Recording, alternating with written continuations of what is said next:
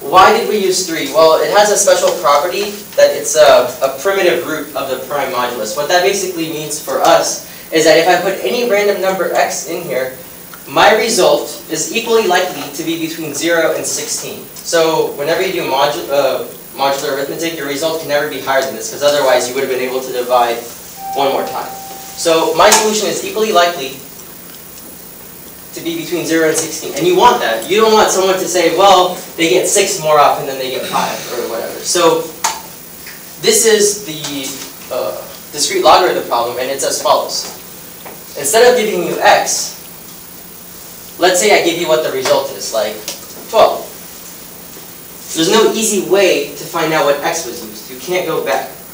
Okay? And this is what's used in the Diffie-Hellman key exchange. So this is kind of the solution now. Publicly, I've done some math already for this, so publicly we're going to agree on the generator. In this case, we'll pick 3 again. And the prime modulus, which is 17. So this is like the base color that we send out. Okay, so both parties know this.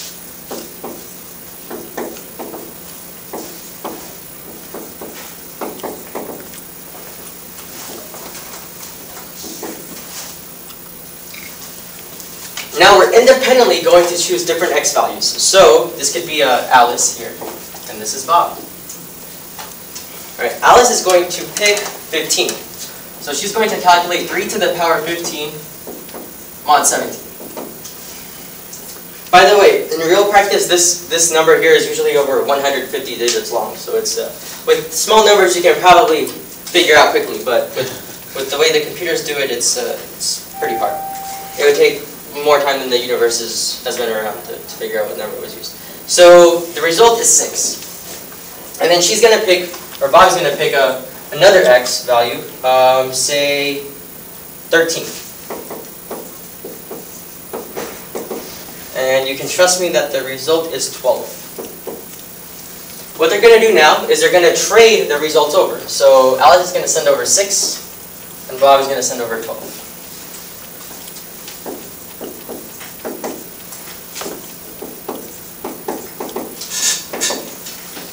Now what Alice is going to do, she's going to use the same private key on 12, and Bob is going to use the same private key on 13. And the result in both cases is 10. So 10 will be the secret key that they use. And Eve has seen here, she saw that G is 3, P is 17, and she saw 6 and 12. So she saw the numbers 6 and 12. And there's no combination of these things that will come out to be 10 just by plugging and chugging. So you would honestly have to figure out, you'd have to solve the problem, 3 to the x mod 17 is 6, and you don't know what x is. You don't know that x is 15. And in this case, you'd have to solve and guess that it's 13. But basically, they would have to brute force it. Okay? So that's that. And you can test this yourself. But 3 and 17 kind of work because they're good numbers and it's easy to play around with. Any questions so far?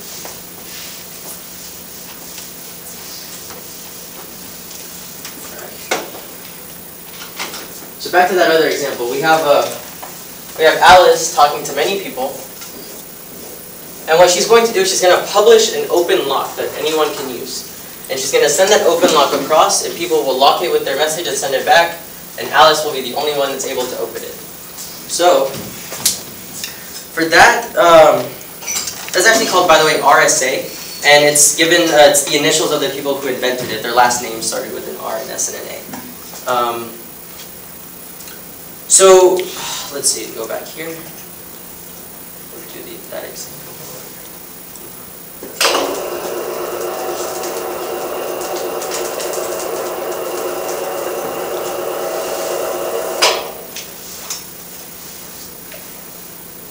Yeah, so some examples are RSA, pretty good privacy, secure socket layer, yes.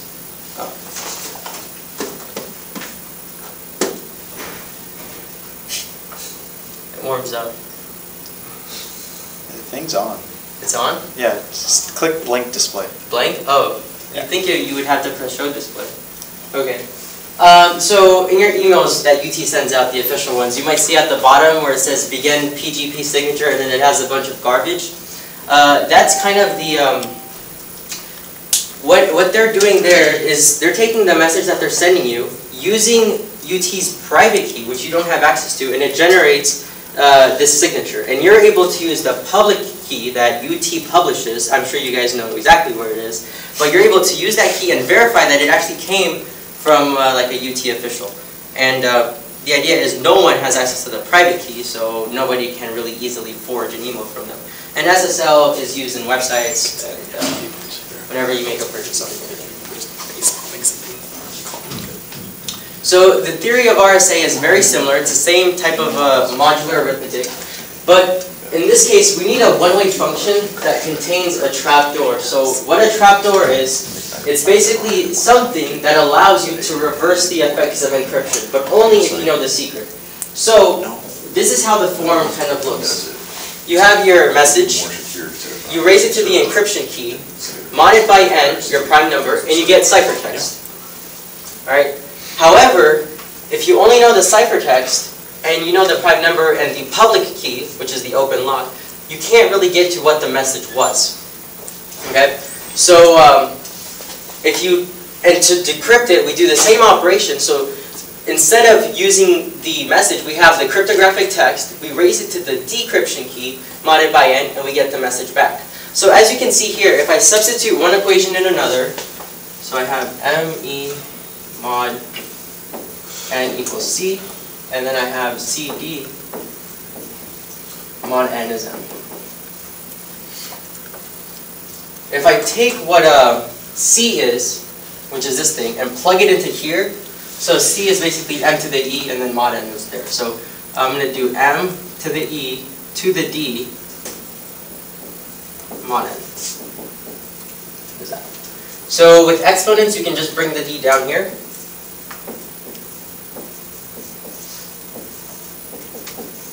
And if you notice, E and D are kind of inverse operators. D is something that allows me to reverse what E did without brute forcing. And that's what you want, right? So we need a function that, to do this in practice, you need a function that's easy to do one way. You're able to go back if you know the secret. And this brings me to this theory here, that prime numbers on a computer are very difficult to factorize. And there's a function called the phi function, which Euclid developed, and it's not it's not closed form. You can't just write it with an expression, but basically you can describe it, and this is what it is. It says the phi of n. If n is greater than 0, phi of n is the number of integers from 1 to n, for which the greatest common divisor between n and k is 1. So, as an example, the phi of 8, what you would do is you would write down all the numbers from 1 to 8.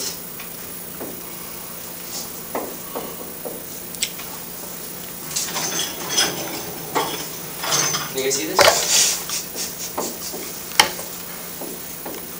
And you'd calculate the greatest common divisor between 1 and the number you're trying to solve. So the greatest common divisor between 1 and 8 is 1. Between 2 and 8 it's 2, 3 and 8 is 1, 4 and 8 is 4, and so on. So you count now, how many of them have a 1? So 4. So the phi function of 8 gives me 4. So this is what the graph, so you have n on the bottom, and then this is the phi of n. Does anybody see something interesting about this graph? The dots are blue. The dots are blue, yes.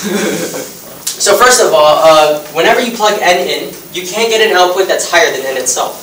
So say 200, you're not going to get anything higher than 200. And that makes sense because you can't have more numbers underneath you that the greatest common divisor is 1, because you only have so many underneath the number you're looking at. But this line here, this top line, that's all the prime numbers. So there's this identity where the phi of a prime number is just the prime minus 1. And the reason for that comes from the definition of a prime number.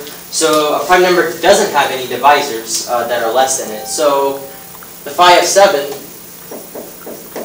is just 6. Because, you know, you divide by 1, you get the GCD of 1. 2, you can't divide by it, so it's 1. 3, 4, 5, 6, it's all 1. And then when you do the greatest common divisor between 7 and 7, you get 7. So it's 1 less than the number you're trying to solve for. So this is a good function that if you have, so these are some of the identities here. So if p is a prime number, then the phi of p is p minus 1. And this one as well. The phi, if you multiply two prime numbers together, p1 times p2, you can separate it out. And I'll talk about these later. But basically, what a computer is going to do is it's going to generate two big prime numbers, p1 and p2, and multiply them together, right? And it's going to, it itself will know how to compute the phi of that number, but nobody else will because nobody else knows how to factor the prime numbers. So, for example, if you know that a big prime number is a factor of this and this, you can just do 1 minus that times 1 minus the other one. And Euler's theorem says that if you take m, raise it to the phi of a number, mod it by n, you always get 1 if m and n are co-prime. And what that basically means is that m and n don't share any factors in common. The greatest common divisor between them is 1.